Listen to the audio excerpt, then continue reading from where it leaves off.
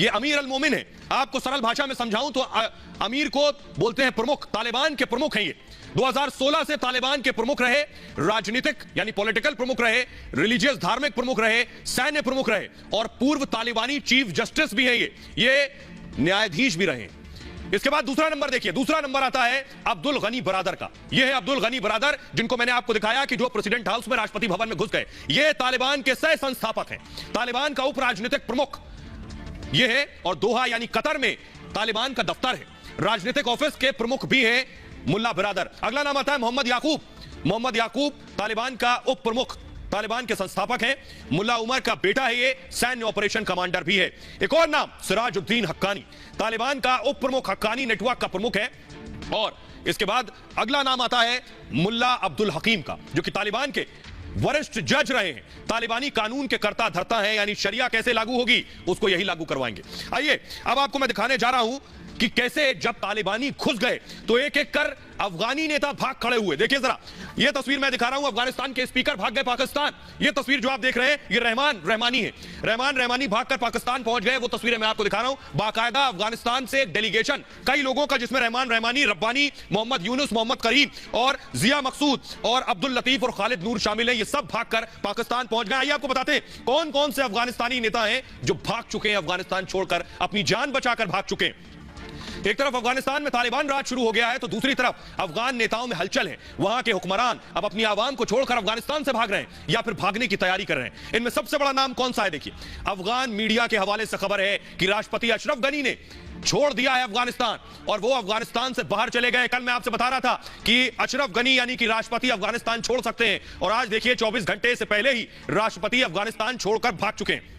अफगानिस्तान के जाने माने सरदार मार्शल अब्दुल रशीद दोस्तम ने भी, ये जिनकी दूसरी तस्वीर आप देख रहे हैं, अब्दुल रशीद दोस्तम, ये अफगानिस्तान छोड़ दिया है। ये पहले तालिबान से लड़ने की बात कर रहे थे और ये कह रहे थे कि तालिबान को घुसने नहीं दूंगा। ये अफगानिस्तान छोड़कर भाग चुके हैं। इसके अलावा बल्क के पूर्व गवर्नर अता मोहम्मद नूर ने भी देश छोड़ दिया है। इसके साथ ही अफगानिस्तान की संसद के स्पीकर, जिनकी तस्वीर मैंने आपको दिखाई, मीर रहमान रहमानी ने भी अफगानिस्तान छोड़ दिया है। वो फिलहाल पाकिस्तान में शरण लिए हुए। इसके अलावा आपको बताऊं, अफगानिस्तान के उपराष्ट्रपति अमरुल्लाह सालेह पहले ही देश छोड़कर जा चुके हैं। जानकारी है कि उन्होंने तजाकिस्तान में पनाह ली है। अफगानिस्तान के कार्यवाहक वित्त मंत्री खालिद पायंडा इस्तीफा देने के बाद देश छोड़कर चले गए हैं। आवाम अभी जद्दोजहद में लगी है, अपने मुस्तकबिल की फिक्र कर रही है, तो ये सब छोड़कर भाग गए हैं।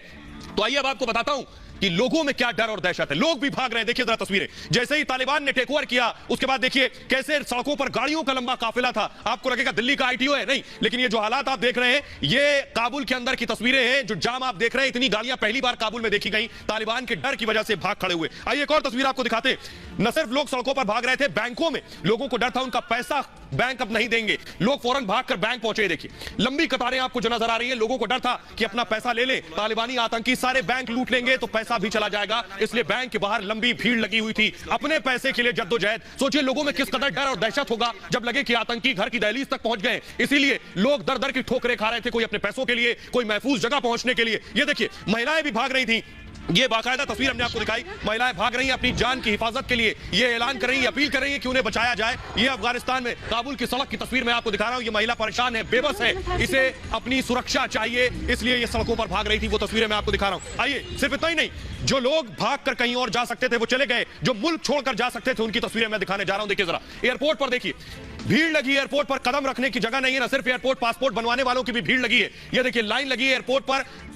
इतनी स्थिति खराब है कि देखिए एयरपोर्ट में लगातार फ्लाइट्स, काबुल से इतनी फ्लाइट्स लगातार टेक ऑफ कर रही, उड़ान भर रही हैं, जो आज तक जितनी फ्लाइट्स ने उड़ान नहीं भरी। ये जो हम तस्वीरें आपको दिखा रहे हैं, एयरपोर्ट की तस्वीरें दिखा रहे हैं। लोग चाह रहे हैं अफगानिस्तान छोड़कर जाना। एक और तस्वीर आपको दिखाते हैं कि लोग भाग रहे हैं, लोग भाग रहे हैं। ये देखिए ये तस्वीरें जो मैं आपको दिखा रहा हूं, लोगों के भागने की तस्वीरें। बहरहाल आइए अब आपको दिखाते हैं ये जो लोग भाग रहे हैं ये आखिर जाएंगे कहां, ये कहां रहेंगे जाकर, दूसरे मुल्क क्या इन्हें शरण देंगे जो काबुल से अफगानिस्तान के अलग अलग प्रांतों से भाग रहे हैं। आइए मैं आपको दिखाता हूं जल्दी से ये लोग कहां जाएंगे, कहां कहां जा सकते हैं। सबसे पहले बात कनाडा की कर रहा हूं। कनाडा ने कहा है 20,000 लोगों को कनाडा शरण देगा, पहली बात। इसके अलावा जल्दी से मूव करेंगे इसे, सिख और हिंदू परिवारों को कनाडा शरण देने के लिए तैयार हो गया है। कनाडा ने साइन किया है खास मेमोरेंडम, इसके अलावा अमेरिका क्या कह रहा है? अमेरिका भी शरणार्थियों को जगह देगा, यानी अमेरिका भी इनको रखेगा जंग में, मदद करने वालों की अमेरिका मदद करेगा। कुछ लोगों को ले जा चुका है अमेरिका, उन्हें बसाएगा। 200 से ज्यादा अफगानी अमेरिका पहुंच चुके हैं। कतर से भी अमेरिका लगातार बातचीत कर रहा है और कतर में भी अफगान शरणार्थियों के लिए वार्ता हो रही है कि कुछ लोगों को यहां भी शिफ्ट किया जा सके। लगभग 8000 लोगों को अस्थायी शरण पर बातचीत चल रही है कतर से।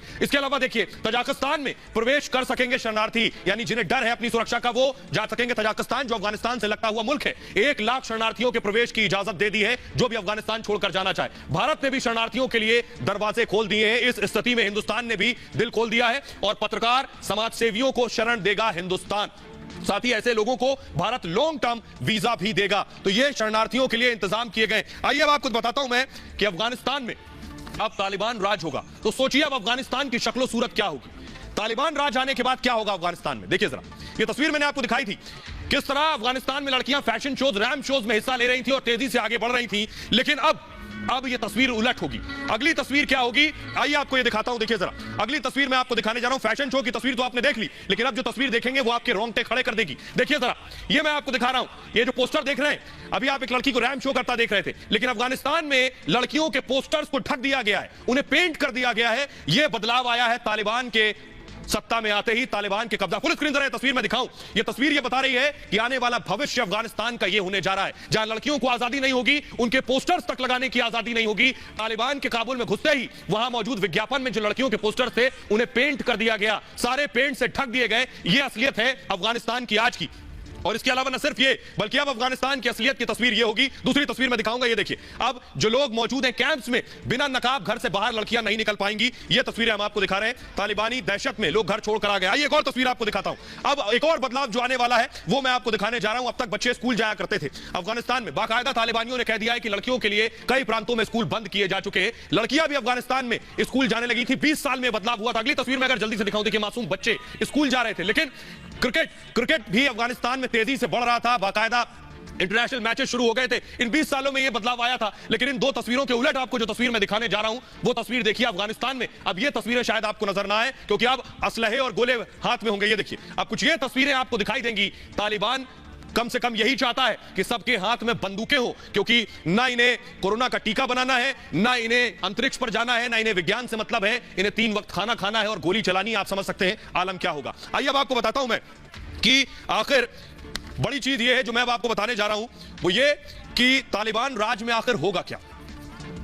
तो अब अफगानिस्तान पर तालिबान ने कब्जा कर लिया है, लेकिन आपको बताते हैं कि अफगानिस्तान में आतंक की नई सत्ता में अब होगा क्या। दरअसल तालिबान अपनी क्रूरता के लिए जाना जाता है और उसने अपनी हैवानियत वाला कानून लागू कर दिया है। अब जब पूरे अफगानिस्तान में कानून लागू होगा तो लोगों पर बिना सबूत के ही मुकदमे शुरू होंगे। बड़े बड़े अपराधों के आरोपियों को खुलेआम फांसी पर लटका दिया जाएगा। कुछ इस तरह जो तस्वीर मैं आपको दिखा रहा हूं, 2 लोगों को फांसी पर लटका दिया गया। अगर किसी शख्स ने तालिबान के शासन की खिलाफत की तो ना अपील न दलील, फैसला ऑन द स्पॉट, उसे गोलियों से भून दिया जाएगा। अगर आप किसी पर समलैंगिकता का आरोप लगा तो उसे सार्वजनिक रूप से पत्थरों से मार मार के मौत के घाट उतार दिया जाएगा। तालिबानी शासन में महिलाओं पर बेरहमी तो आम बात होगी, बिना बुर्का घर से निकलना अपराध माना जाएगा।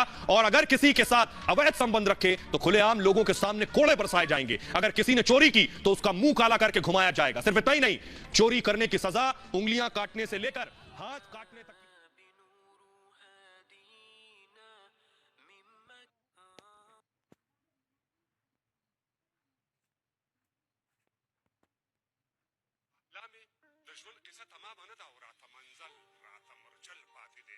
چرته به خلکو بې وصیته مرمه د کوم ماښام د کوم دیوال غاړې ته جنګ تجارت او کاروبار جوړ شوی سرونه خرڅ شول د وړیو په تور ټول ته همداسې منصفان ناست دي وینه څکي او بیا قیمت لګوي د کوم سیلاب مخې ته بند وتړه عجیب کورونه یې رانه ټول یوړل ای د بې پښو او د بې لاسو کليه ای د کوپړۍ او د زلمو هدیرې ځمکه وشکوي راوځئ ترېنه